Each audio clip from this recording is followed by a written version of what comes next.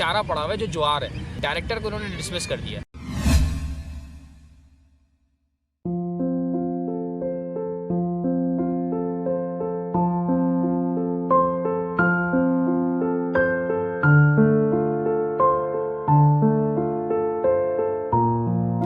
बिस्मिल्लाहिर्रहमानिर्रहीम, अस्सलाम वालेकुम। कराची वाले आज जो मौजूद हैं वो है कराची ज़ू के अंदर। तो हमारे एक वाइल्ड लाइफ एक्सपर्ट हमारे दोस्त मौजूद हैं यहाँ पे, मूवी हमारे यहाँ पर, और उनसे बात करते हैं कि वो क्या राय देते हैं इस हवाले से, एलिफेंट के हवाले से। अच्छा, मूवी हमारे साथ मौजूद हैं और मूवी से बात करते हैं कि वो इस एलिफेंट के हवाले से या कराची ज़ू के हवाले से क्या राय रखते हैं। क्या अस्सलाम वालेकुम मूवी। वालेकुम अस्सलाम, कैसे हो?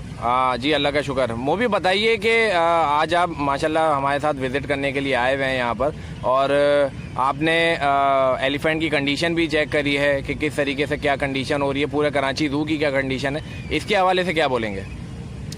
यार देखो, प्रॉब्लम ये है कि काफ़ी टाइम से कराची ज़ू की, देखो हर चीज़ के लिए ना अपग्रेडेशन होती है। आप हमारी कराची ज़ू की से कोई अपग्रेडेशन नहीं हुई, स्टाफ की कोई अपग्रेडेशन हुई नहीं, वो वही कि वही स्टाफ बैठे में। अब नया तरीक़ेकार आ गया। मैं छोटी सी बताता हूँ, यहाँ ज़ू के अंदर मैंने देखा चारा पड़ा हुआ है जो ज्वार है। ज्वार ज़ू के अंदर क्या कर रहा है, वो किस एनिमल के खाने के लिए आया हुआ है। इसी तरह एलिफेंट की डाइट के अंदर उन्होंने मकई कुतरा डाला हुआ है इतना सारा, ये किसी काम का नहीं है। तो ज़ू के चलाने वाले लोग हैं वो कैपेबल नहीं रखते, उनकी कॉम्पिटेंसी नहीं है कि वो ज़ू को चला सके, पर वो सरकारी हैं, वो बैठे हुए हैं, अपग्रेडेशन बिल्कुल भी नहीं हुई, जिसकी वजह से सारे एनिमल्स इस लिहाज पे पहुंच गए हैं। बस यही कह सकते हैं कि यार गवर्नमेंट को चाहिए कि वो जो एम्प्लॉइज़ हैं उनको डिसमिस करें। डायरेक्टर को उन्होंने डिसमिस कर दिया। डायरेक्टर को डिसमिस करने का कोई रीज़न नहीं बनता, क्योंकि डायरेक्टर जो होते हैं वो हर 4-6 महीने बाद तो चेंज हो जाते हैं। मेन जो बंदे होते हैं वो स्टाफ के होते हैं, जो मेन कल्प्रेट बंदे हैं जिनकी से गलती हुई है या जो अपग्रेड नहीं हुए वो स्टाफ का बंदा है। तो कम से कम स्टाफ के बंदों को चेंज करना चाहिए था। डायरेक्टर को सज़ा देने से कोई मेरे मुताबिक तो कोई हल नहीं होना, क्योंकि डायरेक्टर क्या करता है, डायरेक्टर तो वही करता है जो उसको नीचे वाले ब्रीफ करते हैं। अच्छा मूवी, एक और सवाल मेरे जहन में है अभी आपके लिए कि एनिमल को, मतलब एलिफेंट को अगर साफ सीधी सी अगर उसमें ज़बान में बोले कि यहाँ की एलिफेंट को जो ट्रीटमेंट दिया जा रहा है, तो आप क्या समझते हैं कि ये ट्रीटमेंट इस हवाले से बिल्कुल सही है? यार इसके अंदर पहले तो ये है कि अफवाह पे जहन नहीं देते हैं। पहले यहाँ पे अफवाह जो उड़ाई है वो ये उड़ाई कि ना ज़ू को खाना नहीं मिल रहा, हाथियों को खाना नहीं मिल रहा, जिसकी वजह से ये हालत आई।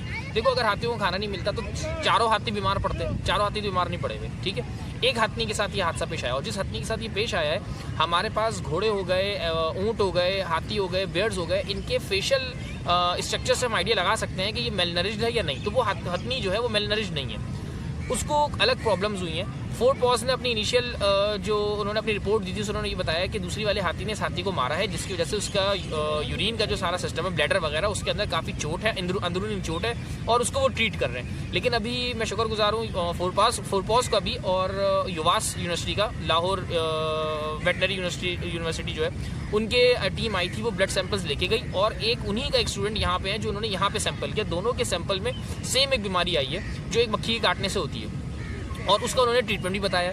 और मुझे पता चला है कि वही ट्रीटमेंट जब से इसको करा है तो उसके अंदर थोड़ी सी पेशरफ्त हुई है, और उसके अंदर उसको थोड़ी सी शिफा हुई है उस हिसाब से।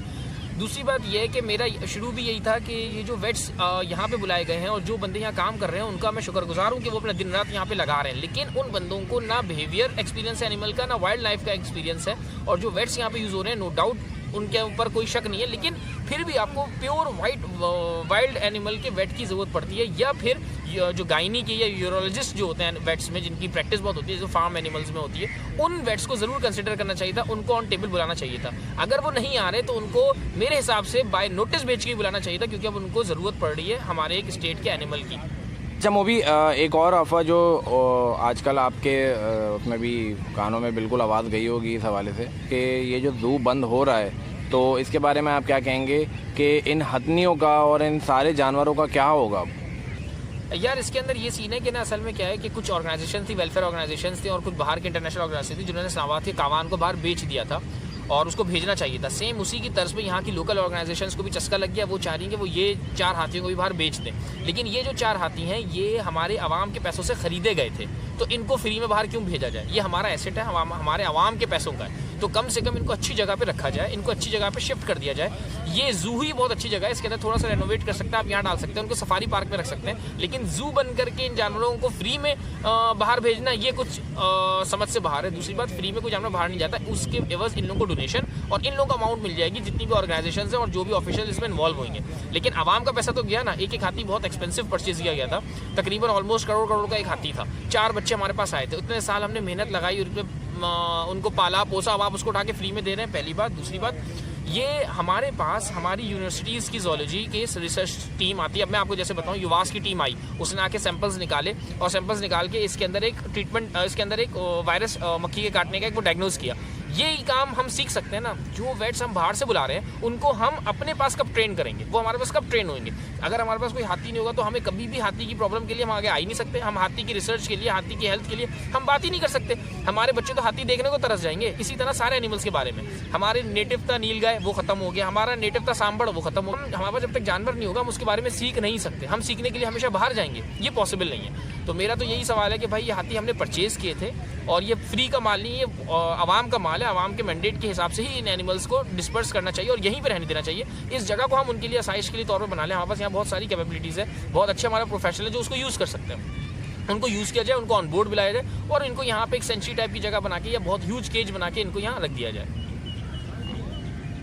रीजंस होते हैं। पहली बात तो मैं बोल दूँ कि ये एक टूरिस्ट का पॉइंट होता है। दूसरी बात एजुकेशन पर्पज़ के लिए होता है। तीसरी बात रिसर्च के लिए होता है। चौथी बात आपका क्या नाम है, वेलफेयर के लिए होता है। इन सारे कामों के लिए ज़ू यूज़ होता है। अभी कराची ज़ू की मिसाल ले लो। कराची ज़ू का आप समझते हो कि टिकट से इतना पैसा कमाता होगा कि यहाँ के लोग अय्याशी कर लेंगे? नहीं, वो बजट के थ्रू करते हैं। ये ज़ू बिल्कुल भी नहीं कमाता। ये ज़ूलॉजिकल गार्डन है, बॉटनिकल गार्डन है ये एक्चुअली। यहाँ पे जितने एनिमल्स हैं, हम स्कूल के साथ ट्रिप हमारे पास यही हुए। अगर फर्दर हाथी देखना हो, हमें हाथी के बारे में कुछ जानना हो, कोई रिसर्च वर्क करनी हो, वाइल्ड एनिमल के लिए करनी हो, तो हमारे पास यहाँ पे कोई ऐसा कोई जगह नहीं है। ये बीच की जगह है इसकी। पूरी दुनिया के अंदर जूस जो है वो टूरिस्ट का स्पॉट है। जितने लोग एंटी जू बंद कराने के लिए कैंपेन चला रहे हैं, ये जब भी मुल्क से बाहर जाते हैं ना, ये उस मुल्क के जू को ज़रूर विजिट करते हैं। तो हम इन जूस को अपग्रेड क्यों नहीं कर सकते? हमारे पास वेटनरी की ह्यूज यूनिवर्सिटीज़ हैं। वो लोग सिर्फ फार्म एनिमल और वेट पे ही चल रहे हैं, वो वाइल्ड एनिमल्स पे नहीं आ पा रहे, क्योंकि हमारे पास वैसे ही वाइल्ड एनिमल की कलेक्शन के लिए बहुत कम फैसिलिटीज़ हैं जो काम कर रही हैं। हम इसी फैसिलिटी को अपडेट कर सकते हैं, अपग्रेड कर सकते हैं। कोई ज़्यादा इसके अंदर सुपर साइंस या कोई खलाई मखलूक की ज़रूरत नहीं पड़ती। हम आराम से इस चीज़ को बना सकते हैं। जूस का मेन पर्पस जो होता है वो होता है हेल्दी एजुकेशन, रिसर्च और एजुकेशन पर्पस के लिए और टूरिस्ट पॉइंट ऑफ व्यू के लिए ज़रूरी होता है ये।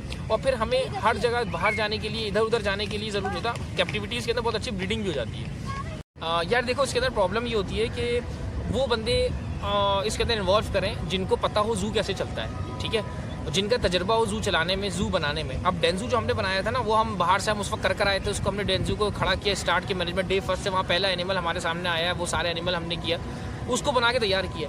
इस जू को भी बना के तैयार कर सकते हैं, ऐसी बात नहीं। और ये भी लालच भी नहीं है कि भाई यार पैसे लेंगे, आप अपने बंदे यूज़ करो। लेकिन मेरिट पे जोलॉजिस्ट कराची यूनिवर्सिटी से उठा के लेकर आए और बाहर जितनी भी यूनिवर्सिटीज़ हैं, पाकिस्तान के अंदर जितनी भी यूनिवर्सिटीज़ हैं, वहाँ से जोलॉजिस्ट अच्छे प्रोफेसर्स, टीचर्स को यहाँ ला के बिठाया जाए। उनको फिर गाइड कर दिया जाएगा कि यार जू चलता किस तरह है। मेन चीज़ होती है एनिमल डाइट की। अभी आपने देखा होगा यहाँ पे ज्वार पड़ा हुआ था।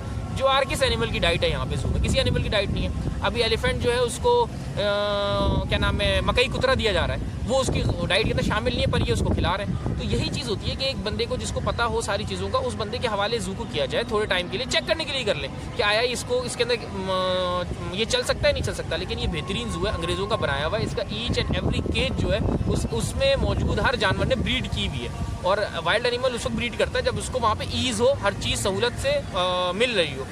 इस जू के अंदर ये बेहतरीन चीज़ है। आपको एलिफेंट के लिए इंक्लोजर से बड़ा करना पड़ेगा, वो बड़ा हो जाएगा। उसके बाद यार सब कुछ हो सकता है मैनेज, आपको करने वाले तो। लेकिन आप चाह रहे हैं कि अम्यूजमेंट पार्क बहरिया टाउन का चले, तो उस तरह से तो आप कुछ नहीं कर सकते। आप जिद पे उतर आए कि यार इसको अच्छा नहीं करना, इसको बंद कर देना हर चीज़। जैसे स्टील मिल बंद कर दी इन्होंने, तो सिंध का तो हर इदारा ही बंद हो जाएगा अगर आप इस तरीके से आ गए कि यार नहीं चल रहा तो बंद कर दो। ये तरीक़ेकार नहीं होता। उसको चलाने के लिए आपको सही ड्राइवर चाहिए होता है जो उस चीज़ को आगे ड्रैग कर ले। तो मेरे हिसाब से यार बंद करना कोई ऑप्शन नहीं है जू को।